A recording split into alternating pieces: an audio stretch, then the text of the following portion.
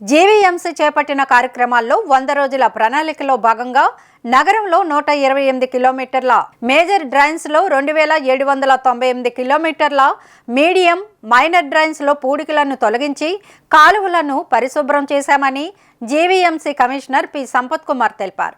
ప్రజల ఆరోగ్య రక్షణ కోసం కేంద్ర రాష్ట్ర ప్రభుత్వాలు ప్రత్యేకంగా చేపట్టిన స్టాఫ్ డయేరియా 2024 కార్యక్రమంలో భాగంగా ఇంటింటికి సర్వే నిర్వహించి ప్రజలకు అవగాహన కల్పించారు. త్రాగునీరు కలుషితం కాకుండా నీటి తనిఖీలు నిత్యం నిర్వహించామన్నారు. పొల్యూషన్ కంట్రోల్ బోర్డు అధికారులు ప్రతి 3 నెలలకు ఒకసారి స్థానిక ఎస్హెచ్జి మెంబర్ సమక్షంలో నీటి నాణ్యత పరీక్షలు చేస్తున్నామని చెప్పారు. 59 గార్బేజ్ డంప్స్ గుర్తించి వాటిని పూర్తిగా పరిశుభ్రం చేశారని తెలిపారు. ప్రభుత్వ భూములు, అనుమతి లేని భవనాల ఆక్రమణలను తొలగించడానికి కేంద్రీకృత కూల్చివేత అమలు బృందం ప్రతిపాదించిందని వెల్లడించారు. ప్రణాళికలకు విరుద్ధమైన నిర్మాణాలను ప్రారంభ దశలోనే అడ్డుకునేందుకు జోనల్ స్థాయి బృందాలు ప్రతిపాదించాయని తెలిపారు. పాడుబడిన భవనాలపై చర్యలు తీసుకుంటామన్నారు. వీధి దీపాల నిర్వహణ చేపడతామని చెప్పారు.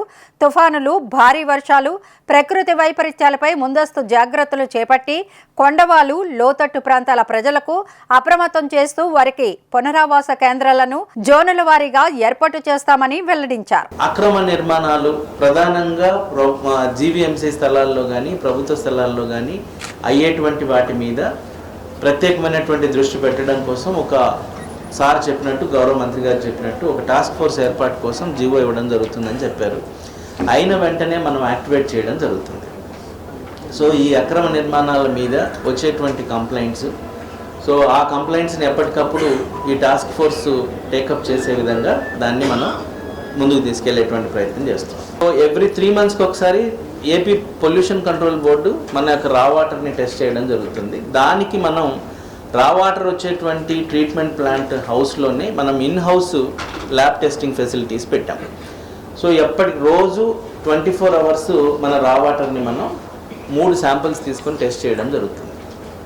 అక్కడ నుంచి ట్రీట్మెంట్ అయిన తర్వాత వచ్చే వాటర్ని అక్కడే ఇన్ హౌస్లోనే ట్రీట్మెంట్ మనము టెస్ట్ చేయడం జరుగుతుంది. ఇది కాకుండా 2200 అంటే దాదాపు 2200 ప్లేసెస్లో ఎండ్ పాయింట్స్లో రోజు మనం వాటర్ టెస్టింగ్ చేయడం జరుగుతుంది.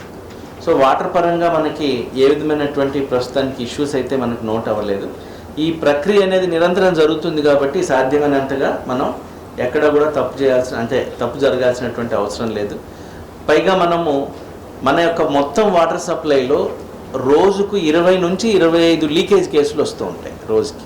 అది యావరేజ్ మీద రకరకాల కారణాలతో వస్తూ ఉంటాయి. ఆ లీకేజ్ని మనం అరెస్ట్ చేయడం కోసం మ్యాక్సిమం మనం తీసుకునేటువంటి టైము 12 నుంచి 18 గంటలు. దాన్ని సాధ్యమైనంత వరకు ఇంకా తగ్గించేటువంటి ప్రయత్నం చేస్తున్నాం.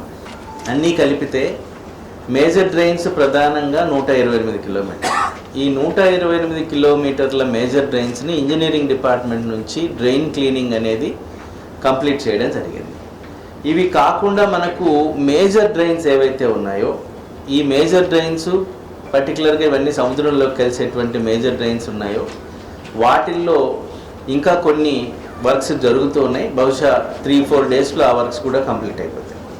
కాబట్టి మొత్తం మన యొక్క డ్రైన్స్ అన్నింటి యొక్క డ్రైన్ క్లీనింగ్ అనేది ఎప్పటికప్పుడు డీసిల్టింగ్ అనేటువంటి కార్యక్రమాన్ని 100 డేస్లో పెట్టుకోవడం జరిగింది.